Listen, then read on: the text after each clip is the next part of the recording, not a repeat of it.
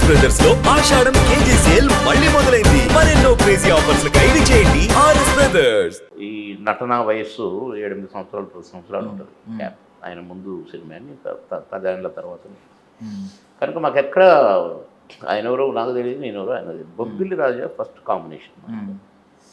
అప్పుడు అంతకుముందు ఆయన సినిమాల్లో చూస్తున్నా కాబట్టి అహనా పెళ్ళి అంటే అవన్నీ ఇవన్నీ మేము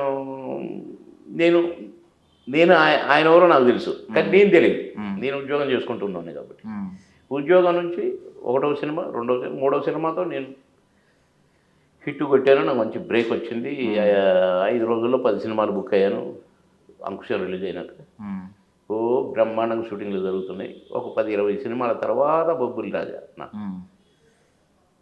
కనుక ఆ సినిమా తర్వాత కూడా కొన్ని సినిమాలు చేశాము. మామగారి నుంచి ఇక మా బంధం బాగా గట్టిపడిపోయింది. ఇక మేము ఒకరిని వదిలిపెట్టి ఒకరు ఉండలేని పరిస్థితి. అసలైతే నాతో ఈక్వల్ క్యారెక్టర్ వేశాడు. నేను దన్నాను కరెక్ట్, నన్ను లాస్ట్లో దన్నాడు. అట్లా కాదు. బాగా చేసావంటే బాగా చేసావు, నువ్వు బాగా చేసావంటే నువ్వు బాగా చేసావు అనుకున్నాం. కాకపోతే అప్పటి సినిమాల్లో ఏంటంటే ఆయన ముందు ఒక 5 సార్లు 6 సార్లు తన్నినా లాస్ట్ తన్ను ఈజ్ ఈక్వల్ టు 6 తన్నులు. అంటే మీరు రివెంజ్ తీసుకునే సీన్ ఉంటుంది సరదాగా. చాలా దానికోసం ఆడియన్స్ కూడా ఎగరగా వెయిట్ చేసేవారు. అప్పుడు దాకా ఆయన తంతు ఉన్నప్పుడు ఒక సైడ్ ఉంటారు కదా, మీరు ఎప్పుడు తంతారని వెయిట్ చేసి లాస్ట్లో తన్ని. దీని మీద ఏమన్నా సరదా సంభాషణలు జరిగేవి సార్ సెట్స్లో మీరు మాట్లాడుకునేటప్పుడు? అబ్బే అదేం లేదు. లాస్ట్ నేను తంత నా టైం వస్తుంది అని చెప్పి మీరు సరదాగా అనడం అట్లా కాదు. కానీ ఎప్పుడన్నా కాలు తగిలినా లేకుంటే ఏదన్నా తగిలినా కూడా నెక్స్ట్ నేనున్న జాగ్రత్త అనేవాడిని. అమ్మ నా కొడుకు నువ్వు కొట్టిన కొడుతారు అనేవాడు. నేను కొట్టేటప్పుడు మరి ఇప్పుడు దెబ్బ తగిలితే నాకు సంబంధం లేదు, అట్లా బ్లాక్మెయిల్ చేసేవాడిని.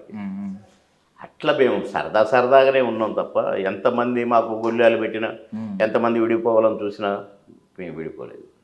చాలామంది మా జంట విడదీయాలని చూశారు, ఎవడి వల్ల కాలేదు.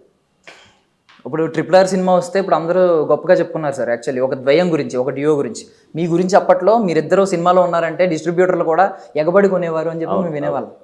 సార్ ఏ సినిమాకి మీరు అది అంటే బలంగా వినిపించిన వార్త ఉంటుంది కదా సార్, అంటే మీరే వింటారు డిస్ట్రిబ్యూటర్లు ఎగబడ్డం, మీరు యాక్ట్ చేస్తున్నారు కలిసి, అంటే ఏ సినిమాకి ఎక్కువ సార్? ప్రతి సినిమా మామగారి కా నుంచి ఉన్నారా అమ్మ ఏ ఫోటో ఉంది, ఉన్నాడు అంతే.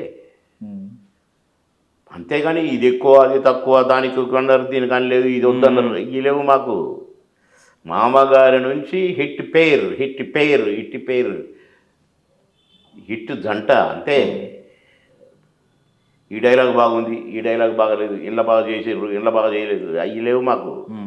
ఎర్రదీశారా భలే చేశారు అంతే. అట్లే పడకపోయినాం. అంటే నిజంగా సొంత స్నేహితులు, ప్రాణ స్నేహితులు, సొంత అన్నదమ్ములు ఉంటే ఒకరిని చూసి ఒకరు మోటివేట్ అవుతూ ఉంటారు. మీరు సినిమాల్లో తర్వాత వచ్చి ఉండొచ్చు, రాజకీయాల్లో మీరు పై చేయి ఉన్నప్పుడు ఆయన మిమ్మల్ని చూసి మోటివేట్ అవ్వడం, ఒకరినొకరు సరదాగా. మోటివేట్ కాదండి, పొడి చేయాలనుకున్నాడు, చేశాడు. అంటే మీరే ఇన్స్పిరేషన్ అంట కదా, అది దానికి కూడా. అంటే మీరున్నారు, మీరు గన్మెన్లు వస్తున్నారు, మీరు పోటీ చేయాలనుకున్నాడు, అయిండు. కానీ సాధక బాధకాలు తెలుసుకున్నాడు మనిషి. కానీ నేను దాని కథ ఏంటో తెలుసుకోవాలనుకున్నాను, ఉన్నా, అంతే తేడా. సో ఇప్పుడు చాలామంది కోట శ్రీనివాసరావు గారి నటన గురించి పెద్ద పెద్ద ఉద్దండులు అది ఒక్కొక్క మాటలు చెప్తూ ఉంటారు. అంటే ఆయన పాత్రని ఆయన వెకేట్ చేసిన ఆ పాత్రని ఎవరు ఫుల్ఫిల్ చేయలేరు అని చెప్పి మీరేం చెప్తారు నటన పరంగా? 100% కరెక్ట్ అది చెప్పేది. ఏ క్యారెక్టర్ అయినా, ఎలాంటి క్యారెక్టర్ అయినా, ఎంతటి క్యారెక్టర్ అయినా అందులో దూరి ఈవెన్ ఆలితో సరదాగాలో కూడా ఒక మాట చెప్పారు ఆయన. అంటే ఈ తన్నుల గురించి అయితే పెద్ద అనుకుంటాం, కానీ నేను తన్నకు ముందే జస్ట్ ఇలా టచ్ అవగానే మొత్తం రియాక్షన్ మనోడే ఇచ్చేవాడు, దానివల్ల నేను ఎంత సక్సెస్ అయ్యానని చెప్పి. దాని పేరు ఏంటి? నటన.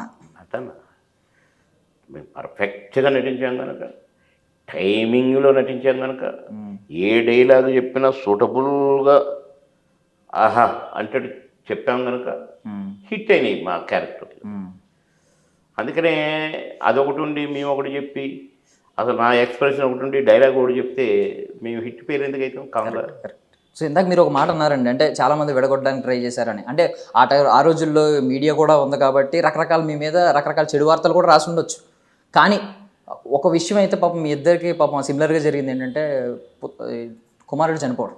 సో ఆ టైంలో ఒకరితో ఒకరు అంటే ఎలా ధైర్యం ఇచ్చుకున్నారు సార్? అంటే ఈ చిన్న గ్యాప్లో మీరు ఆయనతో మీకు మాట్లాడుకున్న ధైర్యపు మాటలు ఏంటి?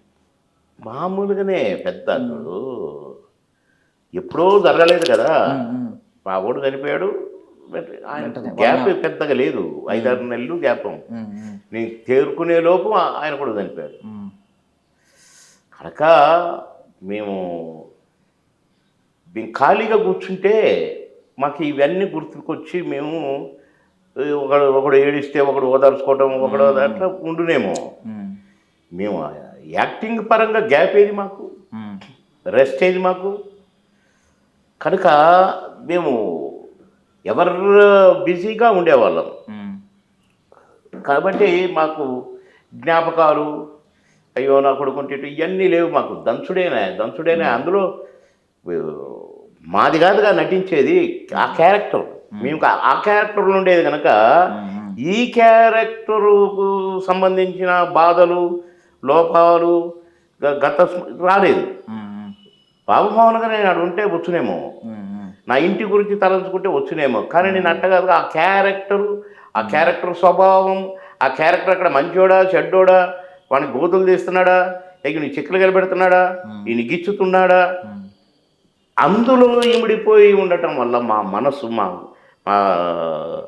ఈ దృష్టి మాకు మా ఇంటిది గుర్తురాలేదు. ఇప్పుడు 100కు పైగా చిత్రాలు ఆల్మోస్ట్ చేశారు సార్ కలిసి, మీ ద్వయం ఉంది. చాలా చేశాము. ఇంకా ఇండివిజువల్ కూడా అసలు జంటగా చేసినవి అంత పైనే ఉంటాయి. జంట కాకుండా జనరల్గా అట్లా చేసినవి కూడా ఉన్నాయి చాలా. కనుక అబ్బాయి చాలా పిక్చర్స్ కొన్ని అసలు మాకు లెక్కకు రాని కూడా ఉన్నాయి. చిన్న సినిమాలు 2 సీన్లు 3 సీన్లు 5 సీన్లు అట్లా చేసినాయి. కొన్ని రిలీజ్ కాకుండా ఉన్నాయి. కానీ ఇంకా అట్లటి చాలా ఉన్నాయి చాలా. అంటే మీకు మధుర స్మృతులను ఇచ్చిన సెట్స్ ఏంటి సార్? అంటే ఎక్కువ రోజులు వర్కింగ్ డేస్ అండ్ ఎక్కువగా స్పేస్ దొరికి సెట్స్, అంటే కెమెరా ముందే కాకుండా ఎక్కువ కట్స్ నెలలు ఏ సినిమా చేయలేదు. మేము నెలలు మేము చేస్తే హీరోలు ఏం చేస్తారు, హీరోయిన్లు ఏం చేస్తారు. మా క్యారెక్టర్లు 10 రోజులు లేదా 12 రోజులు, ఎక్కువగా 3 రోజులు 2 రోజులు 5 రోజులు, 3 రోజులు 2 రోజులు 5 రోజులు, డమ్మ కొట్టాలి, అవతల పడాలి. డేట్లు లేవు కదా. ఒక్కొక్క సినిమాకి 2 రోజులు ఆడా. కొన్ని సినిమాలు ఒప్పుకునేది లంచ్ బ్రేక్ 1 to 2 3 1 to 2 ఇస్తే ఒక సినిమా అయిపోయేది. అవన్నీ లంచ్ బ్రేక్ సినిమాలు అనేది మేము. ఏరా రేపు ఆయన అమ్మినవా లంచ్ బ్రేక్ అనేవాడు. నేను అమ్మలేదు, నువ్వన్నా, నేను రేపు అమ్మినరా, రేపు ఒకడికి అమ్మినా, ఎల్లుండి ఒకడికి అమ్మినా అనేవాడు. అమ్మటం అట్లా మాకు గ్యాప్ లేదు. నాకు మెడ్రాస్ అయ్యి వస్తే 2 కళ్ళు ఇంతలా ఊపితే దాసరి గారు ఆపేస్తా షూటింగ్ అన్నాడు. వద్దు సార్, దండం పెడతా, 3 నెలలు కాళ్ళు లేదు సార్ నాకు. సార్ ప్లీజ్ సార్, ఏమన్నా కానీ సార్, పోతే సార్ కళ్ళు ప్లీజ్ సార్ అని రిక్వెస్ట్ చేస్తే కంటిన్యూ చేశాను షూటింగ్.